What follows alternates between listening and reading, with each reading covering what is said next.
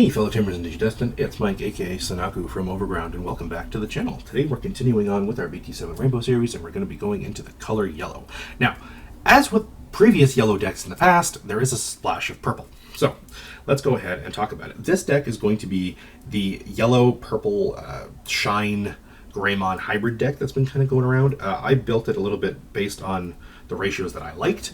Unfortunately, this is probably the first deck of the series you're going to see that's not like wholly unique, and you know, I'm kind of selling out a little bit here, but it's still a lot of fun to play, and I'm happy with the first draft that I've made so far, and I want to show it off because this might be the quote-unquote competitive deck that I kind of take with me for the rest of the format and take into big events.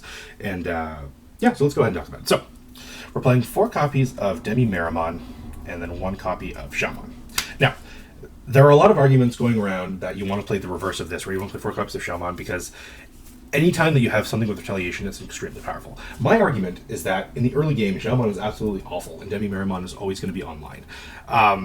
The only purple rookie in this deck that you generally want to keep active and not just swing into your opponent's stuff willy-nilly is Gazimon.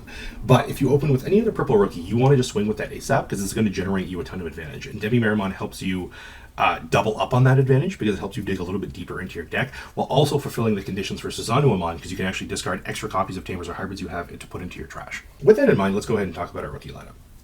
So we're playing 4 copies of Pokemon. Like I said, we're in hybrid meta. You're going to see this card everywhere. You're going to see it in a ton of different decks. And to complement our purple eggs, the purple rookies that we're playing, we're going to be playing 4 copies of Gazimon. Just again, that memory denial is super powerful in the format. We're playing 2 copies of Elecmon. This helps us destroy opponent's level 3's Digimon when they die. So this is primarily here to get rid of our opponent's Pokemons, as well as our opponent's Terriermons, you know, our opponent's ways to deny us memory back, or any other level 3 floodgate like Syakomon, Gaussmon, Cutemon, anything that would reduce evolution costs. And then we're playing 2 copies of Tapermon. Again, just because we want to get an extra layer of consistency, we're going to be throwing these boys directly into our opponent's security or into our opponent's Digimon just so we can generate more advantage. And when you combo that with Demi-Meramon, that gives us more cards that we have access to. Let's talk about the rest of the yellow cards in the deck. So, because we're playing a hybrid deck, naturally, we're going to be playing a ton of hybrids in the level 4 slot. And so, we're going to be playing 4 copies of Zephyrmon, as well as 4 copies of Kazemon. These are the new Spirit evolutions for the Wind Spirit that are attributed to Zoe, if you're familiar with Digimon Frontier.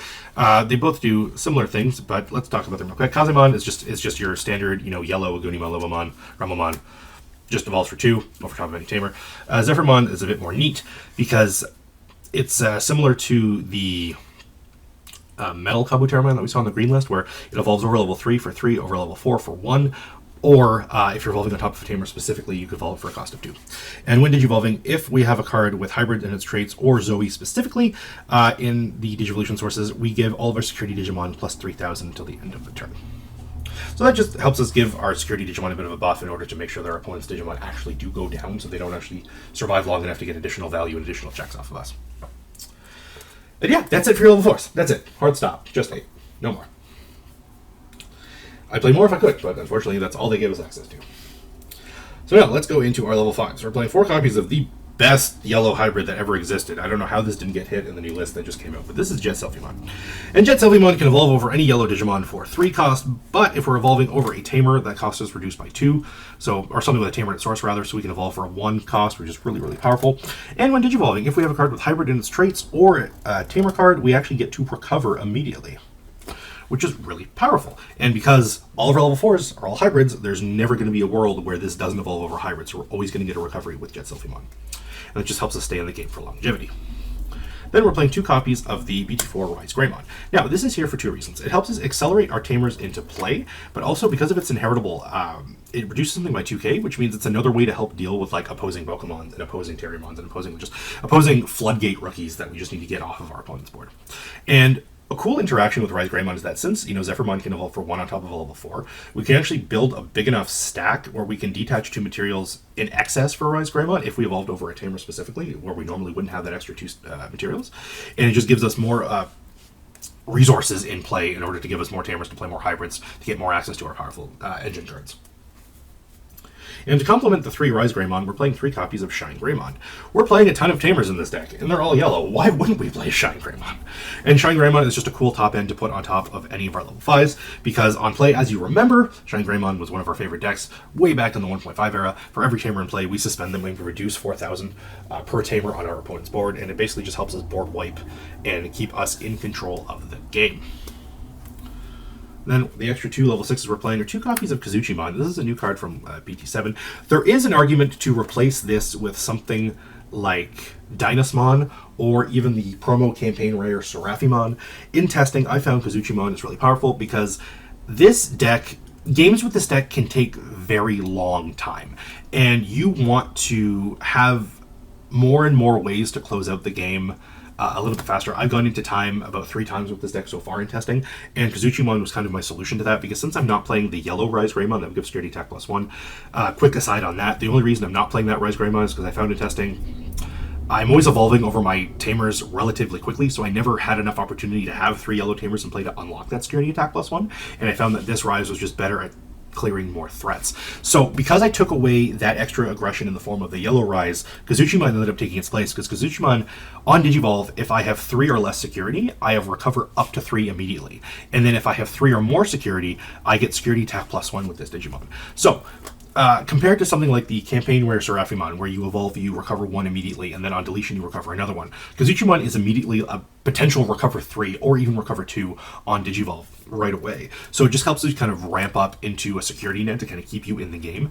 And then if you evolve into Kazuchimon in a position where it stays your turn, now you got that extra layer of aggression with the security attack +1. And then to round out our Digimon, we're playing 2 copies of Suzanomon. This is here for 2 reasons. It is just a standard level 7 that we can evolve over top of our guys and then just, clear a threat and then have security attack +2 on the following turn. But the main reason we're playing it as well is because of that warp Digivolve effect, where we can evolve it on top of a tamer for its evolution cost by putting 10 cards, 10 tamers and or hybrids from our hand or trash to the bottom of our deck in any order. And again, this combos well with something like Demi-Miramon, because we can accelerate getting those pieces into grave so we can get to Suzanomon just a little bit faster. So we're playing a hybrid deck. Well, let's talk about the tamers. So first of all, we are playing 4 copies of Zoe. So Zoe is kind of similar to TK in the sense where on play, we get to look at our security stack, and if we find something with 10 warriors or hybrid in its traits, we get to add it to our hand and then recover 1.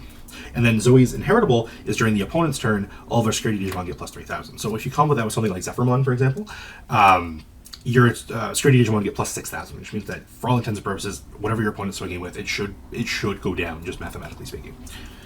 Next, we're playing 3 copies of TK. So you love them.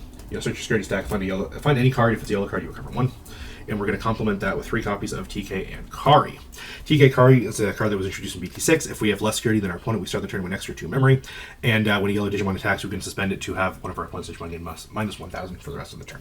I found that this is a good number. This is all I really needed. There is an argument to play the purple Kari as well, due to an option lineup that you're going to be very soon. It also helps you kind of potentially turn the tide in your favor, depending on if your opponent swings in a specific order, depending on how they spend their memory. You can end their turn or cut them off from plays a little bit faster. I did not like this Kari because it's not a yellow tamer. I wanted more yellow tamer specifically, because I can hit it off of Rise, and it gives me more hybrid potential in general. So the more yellow tamers I have in play, the more opportunities I have to advance my board state. The purple tamer, while cute in certain situations, just didn't really cut it for me. So now let's go into our option lineup. We're playing 2 copies of Blinding Ray. This is here for 2 reasons. This helps us to accelerate our plays, and Blinding Ray also combos well with our TK Kari, because if we can do it early, it puts us in a position where our opponent is going to be forced to pass the turn with extra memory to us, and that means we're going to start by 5 memory by default. And when you combo that with an additional copy of Blinding Ray, we're potentially looking at 7, 9 memory turns. And that's really important when it comes to Suzanomon, because we can actually evolve into him and not pass our turn.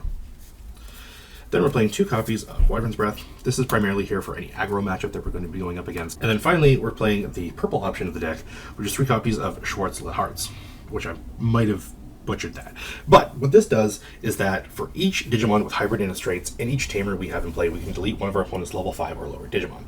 As you can see, we're playing a metric ton of hybrids, we're playing a metric ton of tamers. There's no way that this card doesn't go off and at least clear 2 threats at once. And when you hit this in security, it's very powerful. It helps you just kind of, keep the tempo up in your favor against your opponent. So this combined with our Shine-Greymon package make sure that we can consistently keep our opponent off of their stuff, and we kind of keep them on the back foot. That is it for my version of the Shine-Brid, I guess I'll call it, affectionately speaking. If you guys have any comments, questions, or suggestions, please feel free to leave them in the comments section below. I've been Mike, aka Sanaku, once again. Thanks so much for watching, and if you like what we do here at the Overground, please consider giving us a subscribe. Thanks very much for watching, and we'll see you all in the next one.